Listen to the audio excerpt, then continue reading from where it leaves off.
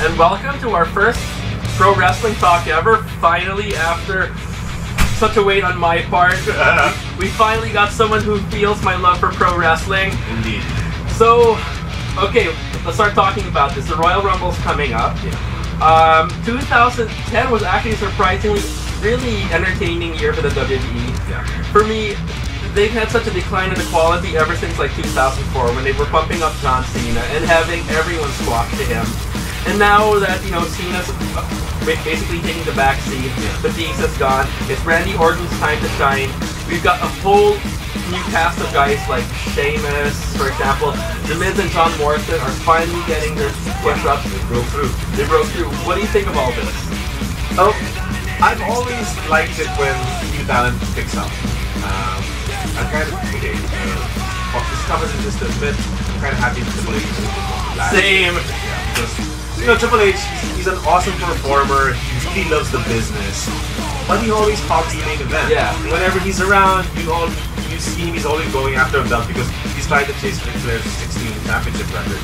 So since he was injured most of last year, he had to take a backseat. So you had to force guys like Sheamus and Randy and Morrison and The Miz to really run with the ball. Yeah, go for it.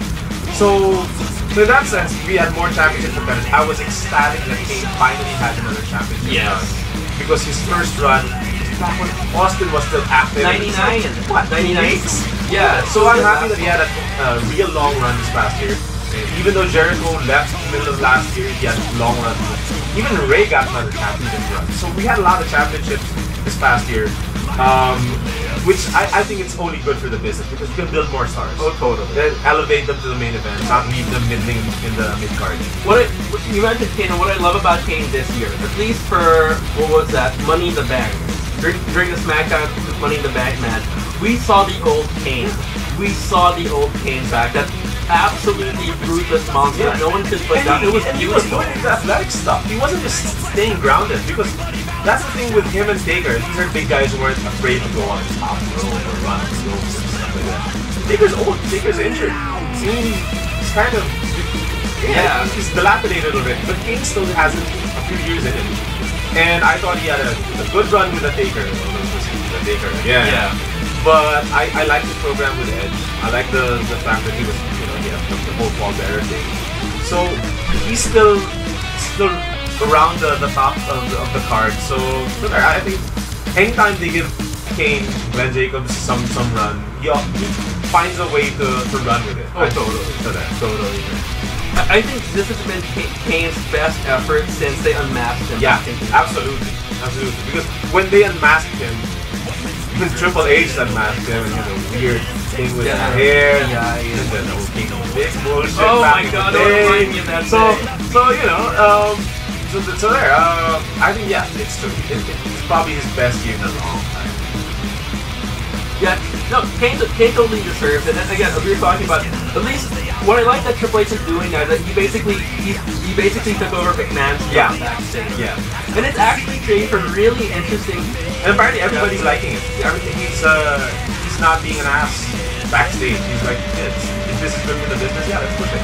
So I think for me again, the fact that Triple H is backstage and he really knows the business well, I think that it would only bring a lot of good.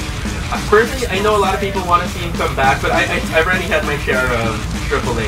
Yeah. Like for me, the problem back in like 2002, 2003, when he decided to really go after the championship record, was that he basically stunted the development of almost every aspiring wrestler they had.